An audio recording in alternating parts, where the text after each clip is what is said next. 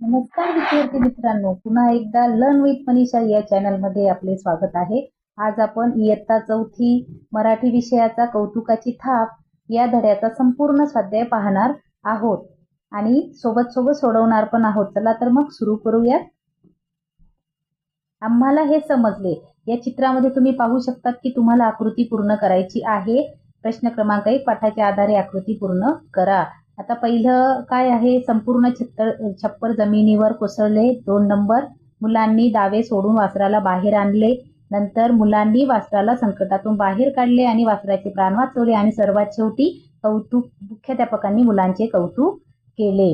तर या पद्धतीने तुम्हाला हे चारही चौकोन पूर्ण करायचे आहेत. तुमच्या पुस्तकातले चारही सिक्वेन्स सिरियली बरोबर लावायच्या आहेत.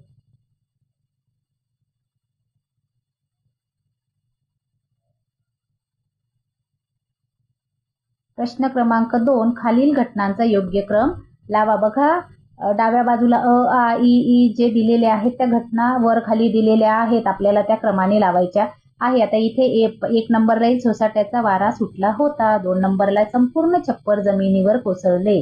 3 नंबर, वासरू भुकेमुळे केविलवाणे हंबरत होते. त्याच्या पुढे मुलांनी दावे सोडून वासराला बाहेर आणले. आणि सर्वात शेवटी काय येईल, मुख्याध्यापकांनी मुलांचे कौतुक केले. तर या पद्धतीने तुम्हाला हा घटनाक्रम लावायचा आहे. पुढचा प्रश्न आहे, विचार करा व सांगा. प्रश्न क्रमांक 1, पावसाळ्यात निसर्गात होणारे बदल सांगा. सांगा, पावसाळ्यात निसर्गात काय काय बदल होतात ना बदल? बघा, पावसाळ्यात सर्वत्र हिरवळ पसरते. झाडांना नवी पालवी फुटते. नद्या, ओढे आणि तलाव पाण्याने भरतात. वातावरण थंड व आल्हाददायक होते. हे बदल निसर्गामध्ये पावसाळ्यात झालेले आपल्याला दिसतात. पुढे प्रश्न क्रमांक 2, तुम्ही केलेल्या चांगल्या कामांची माहिती मित्रमैत्रिणींना सांगा. उत्तर, एकदा मला रस्त्यावर एक जखमी चिमणी दिसली. मी तिला सुरक्षित ठिकाणी ठेवले, पाणी दिले आणि मोठ्यांची मदत घेतली. चिमणी बरी झाल्यावर उडून गेली. मला खूप आनंद झाला. बघा, असंही तुम्ही काही मदत केली असेल ना तर वर्गात सांगा आपल्या मित्रमैत्रिणींना काय मदत केली ते. पुढचा प्रश्न क्रमांक 3, एखाद्या कामाबद्दल शाबासकी मिळाली तर तुम्हाला काय वाटते ते सांगा. छान वाटतं की नाही शाबासकी मिळाली की? तर मला शाबासकी मिळाली की खूप आनंद होतो. चांगले काम करण्याची प्रेरणा मिळते. पुढेही अशीच चांगली कामे करण्याची इच्छा होते. बघा, शाबासकी सर्वांना आवडते आणि त्याच्यामुळे सगळ्यांनी चांगलं काम नेहमीच करायचं आहे. फक्त शाबासकीसाठी नाही तर नेहमी सर्वांना मदत करायची, चांगली कामं करायची आहे. चला आता चर्चा करूयात आपण. तुम्हाला कुत्र्याचे पिल्लू जखमी अवस्थेत दिसले तर तुम्ही काय कराल? सांगा, काय कराल तुम्ही? मला कुत्र्याचे पिल्लू जखमी अवस्थेत दिसले तर मी त्याला सुरक्षित ठिकाणी नेईन. मोठ्यांची मदत घेऊन त्याला वैद्याकडे उपचारासाठी नेईन. त्याला पाणी व खाऊ देईन आणि ते बरे होईपर्यंत त्याची काळजी घेईन. बघा, असंच जर एखादा दुसरा प्राणी, मांजर, कुत्रा जर तुम्हाला रस्त्याने जखमी दिसला तर तुम्ही त्याला नक्कीच मदत करणार. पुढे लिहिते होऊ या. प्रश्न क्रमांक 1, वासरू आणि गाय यांच्यातील संवाद पूर्ण करा व त्यास अनुसरून शीर्षक द्या. बघा, वासरू आणि गाय यांच्यातील संवाद आपल्याला पूर्ण करायचा आहे आणि एक शीर्षक द्यायचं आहे त्या संवादाला. त्याला बघूयात मग. वासरू, इथं पुस्तकात आपल्याला 2 वाक्य दिलेले आहेत अगोदरच. वासरू, आई तू आलीस, किती उशीर केलास? गाय, काय सांगू, किती सोसाट्याचा वारा होता आणि केवढा तो पाऊस. बघा, मग आता याच्यावर वासरू काय बोलते? आई, मला खूप भीती वाटत होती. मी तुला हाका मारत होतो. वासरू गाय, मलाही तुझी खूप काळजी वाटत होती, पण मला तुझ्याजवळ येता येत नव्हते. वासरू, आई, वादळ आले तेव्हा आपला गोठा माझ्या अंगावर पडणार होता. त्यावेळी गावातील मुलांनी मला दोर सोडून संकटातून बाहेर काढले. त्यामुळे माझे प्राण वाचले. बघा, अनुसरण शीर्षक काय येईल याला? आईची भेट. त्यानंतर सगळ्यात शेवटी आई म्हणते, बाळा, ती मुले खूप धाडसी आणि दयाळू आहेत. त्यांच्या मदतीमुळेच तुझे प्राण वाचले. आपण त्यांचे नेहमी ऋणी राहू. या पद्धतीने हा संवाद आहे, त्याला आपण शीर्षक दिलं आईची भेट. पुढे, माझा आवडता प्राणी. आता बघा, पुस्तकामध्ये तुम्हाला एक असं तक्ता दिलेला आहे, ज्याच्यात तुम्हाला माझा आवडता प्राणी लिहायचा आहे. या मुद्द्यांच्या आधारे कोणता प्राणी आवडतो, तुम्ही त्याचे ठेवलेले नाव, त्याचे वर्णन कसे आहे, त्याच्यात काय काय गुण आहेत आणि तो का आवडतो, हे तुम्हाला सर्व हे मुद्दे धरून आणि एक छान असा उतारा तयार करायचा आहे की तुम्हाला कोणता प्राणी आवडतो. बघूयात बरं आता कोणता प्राणी आवडतो, आणि प्रत्येकाने आपल्या आवडत्या प्राण्याचं असं वर्णन उद्या येताना लिहून आणायचं आहे. प्रत्येकाला एकच प्राणी आवडेल का नाही, प्रत्येकाला वेगळा वेगळा प्राणी आवडू शकतो, म्हणून लिहून आणायचं आहे. आता कोणता प्राणी आवडतो? कुत्रा हा माझा आवडता प्राणी आहे. तो खूप विश्वासू आणि प्रेमळ असतो. तुम्ही ठेवलेले नाव, त्याचे नाव काय ठेवले तुम्ही? मी माझ्या कुत्र्याचे नाव मोती ठेवले आहे. आम्ही सर्वजण त्याला प्रेमाने मोती म्हणतो.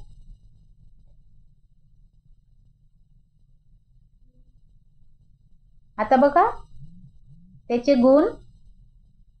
मोती खूप हुशार आणि इमानदार आहे. तो घराची राखण करतो. तोपर्यंत आता वर्णन तुम्ही सांगायचं आहे मला, मी लगेच सांगणार नाही तुम्हाला. बरोबर, त्याचे वर्णन चला बघू. मोतीचा रंग पांढरा आहे. त्याचे कान लांब असून शेपूट छान आहे ना मोतीचा रंग पांढरा. बघा आता तो का आवडतो.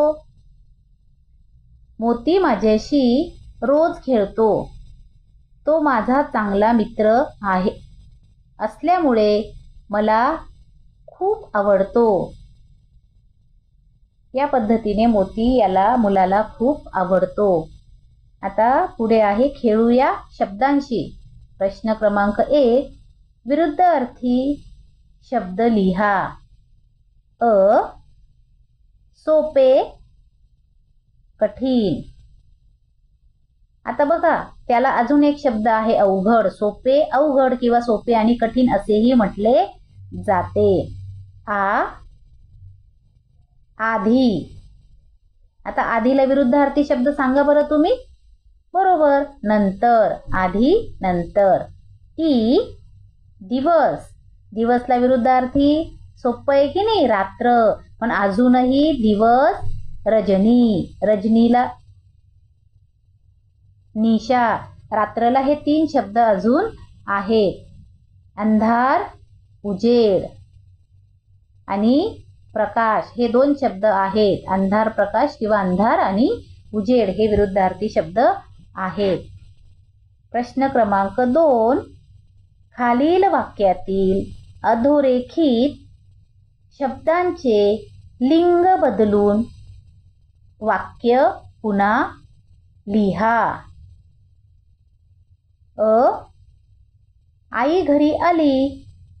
आता आई या शब्दाखाली अंडरलाईन आहे, मग आईचं काय होईल, लिंग बदलेल. वडील. वडील घरी आले. चिमणी घरट्यात राहते. इथं चिमणी या शब्दाची लिंग बदलायचे आहे. काय होईल, चिमणी चिमणा. चिमणा घरट्यात राहतो. पुढे बोका दूध पितो. आता बोकाचं लिंग काय बदलेल? बरोबर, बोका मांजर. मांजर दूध पिते. हे लिंग बदलून आपण शब्द लिहिलेले आहेत. आता प्रश्न क्रमांक 3. खालील वाक्यातील नाम ओळखा. आता आपल्याला नाम ओळखायचे आहेत. वासरू अधिक उठावदार दिसायचे. आता बघा इथे नाम आलेलं आहे वासरू. छपराचे पाचट पडायला सुरुवात झाली होती. इथे नाम काय आहे? छप्पर. रवी, विनय, अनिल, अमित यांनी वासराचा जीव वाचवला. बघा, रवी, विनय, अनिल, अमित आणि वासरू हे इथे नाम आहेत. पुढे प्रश्न क्रमांक 4. खालील वाक्प्रचारांचा अर्थ सांगून वाक्यात उपयोग करा. हंबरडा फोडणे. त्याचा अर्थ असा आहे मोठ्याने रडणे. वाक्य बघा. आई दिसतात बाळाने हंबरडा फोडला. कौतुकाची थाप देणे. अर्थ असा आहे शाबासकी देणे. वाक्य. मी चांगले काम केल्याबद्दल मला आईने कौतुकाची थाप दिली. आटोकाट प्रयत्न करणे. अर्थ पूर्ण ताकदीने प्रयत्न करणे. वाक्य. मुलांनी वासराला वाचवण्यासाठी आटोकाट प्रयत्न केले. पुढे लक्ष वेधणे. अर्थ आहे काळजीपूर्वक पाहणे. त्याच्यावरील वाक्य.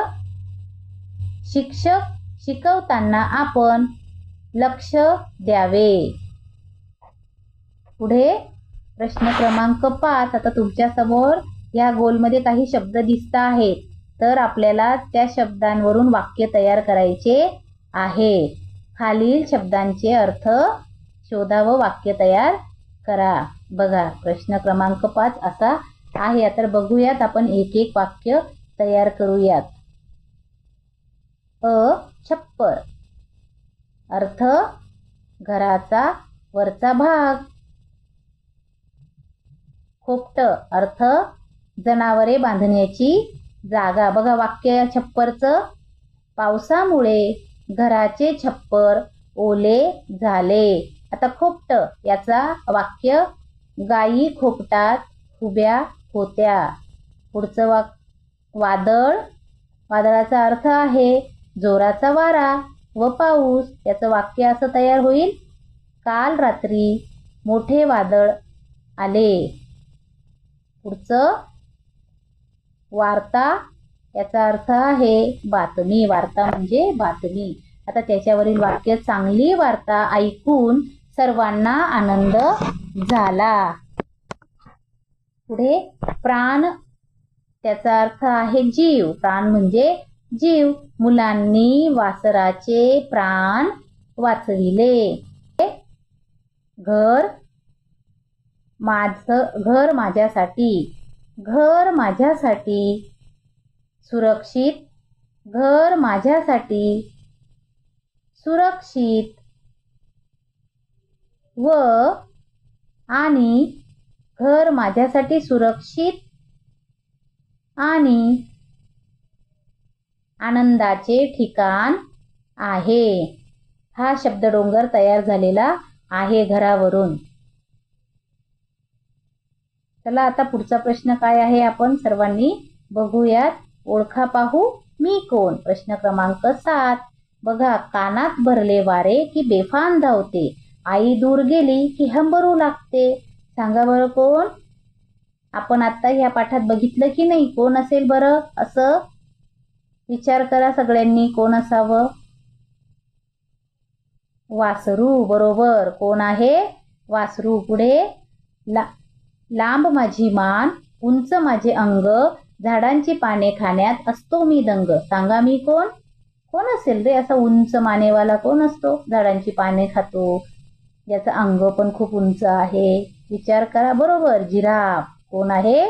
जिराफ. तर आता हे छोटे छोटे जे कोडे आहेत तर ते तुम्ही लक्षात ठेवायचे आहेत आणि असे छान छान कोडे तयार करायचे आहे. चला आता लिहूया, वाचूया आणि आनंदाने शिक्षण घेऊया. आणि आता पुढच्या व्हिडिओला आपण पुन्हा एकदा सर्वांनी भेटूया. तोपर्यंत या पाठाचा स्वाध्याय तुम्ही पूर्ण करायचा आहे आणि वर्गामध्ये चर्चा करायची आहे, काहीतरी नवीन शिकायचं आहे. चला मग भेटू पुढच्या व्हिडिओमध्ये.